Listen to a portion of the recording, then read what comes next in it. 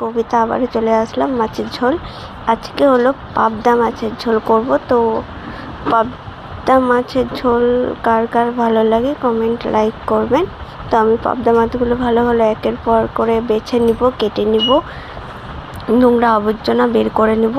তো এখানে কাটাকাটি হচ্ছে। তো পিছলা মাছটা এত পিছলা, লবণ দিয়ে ধুলে ভালো হবে। আর মাছটা কাটার পর দেখছি ডিম আছে, যেহেতু ডিমগুলো বের করে নিলাম, দিয়ে ডিম বের করে ভালো করে কেটে নিলাম। তো একের পর একটা একটা করে মাছটা কেটে নিব। কাটার পর এবার কলতলায় গিয়ে ধুবো।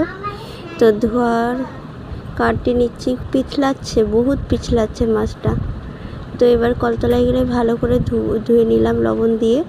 মাছটা বহুত পিছলাচ্ছে, কিন্তু এত পিছলা কী যে বলবো, বহুত পিছলাচ্ছে মাছটা। তো ভালো করে মাছটা ধুয়ে নিয়েছি। এবার নিয়ে গিয়ে নুন হলুদ দিয়ে মাখিয়ে দেব। তো ডিমগুলোও ধুয়ে নিলাম, তো পাবদা মাছের ডিমগুলোও ছিল।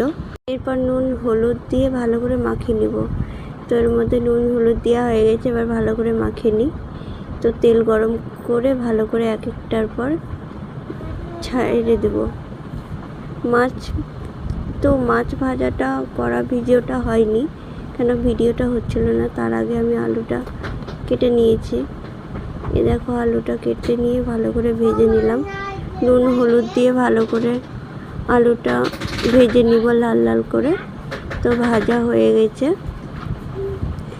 ভাজা কম বেশি হয়ে কাছাকাছি আছে। তো হলুদ দিয়ে দিলাম, লবণ দিয়ে দিলাম, দিয়ে ভালো করে ভেজে নিব লাল লাল করে। তো ভাজা হয়ে গেছে, এবার বের করে নেব একের পর এক। তো আমি বের করে নিচ্ছি আলু ভাজা। আলু ভেজে তরকারিতে দিব পাবদা মাছের। এরপর মাছের ভিডিওটা হয়তো আপনাদেরকে দেখাতে পারিনি, কারণ ভিডিওটা হচ্ছিল না, আমার ফোনের অসুবিধা আছে, সেই মাছের ভিডিও ভাজা দেখিনি। তো কমপ্লিট হয়ে গেছে, এবার খেতে বসেছি। এখানে